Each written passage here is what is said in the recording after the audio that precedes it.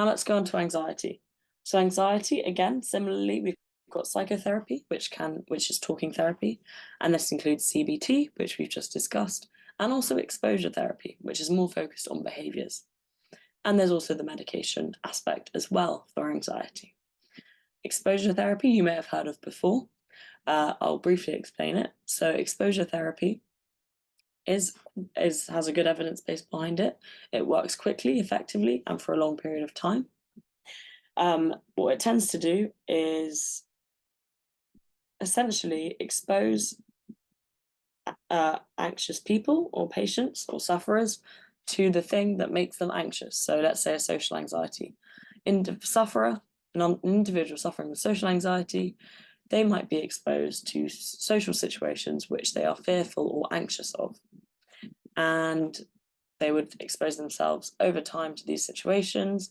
And over time, the theory is that these situations become less scary and less daunting because they're doing them more often.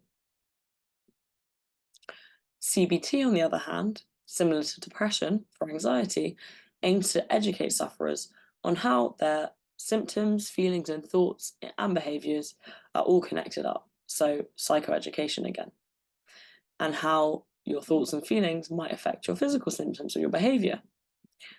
Again, it encourages users to modify your thoughts and feelings in order to change the physical symptoms and behaviors, because anxiety is a highly physical mental illness that often has physical manifestations like a rapid heart rate or shaking or twitching or trouble sleeping. And as a general pointer, CBT tends to be carried out weekly with 8 to 12-week sessions. And it's also worth noting that this is the case in sort of Western healthcare models, such as the NHS in the UK. This is not the case all around the world, but it's a good case study to use because there is a strong evidence base behind it.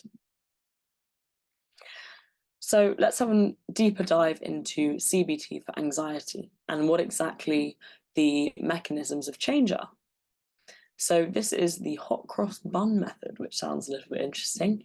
But essentially, it involves you tracking your thoughts, feelings, physical symptoms, and behavior.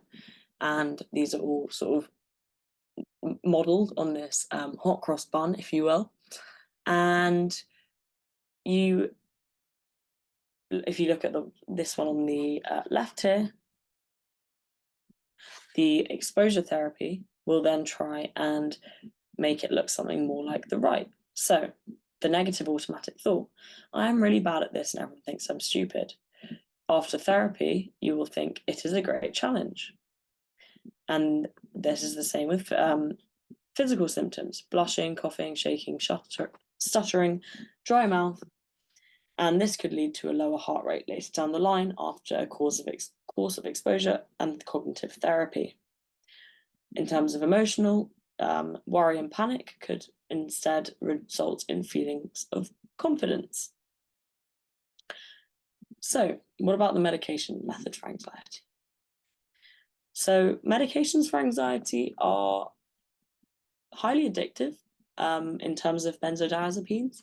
They're effective and they can quickly reduce symptoms.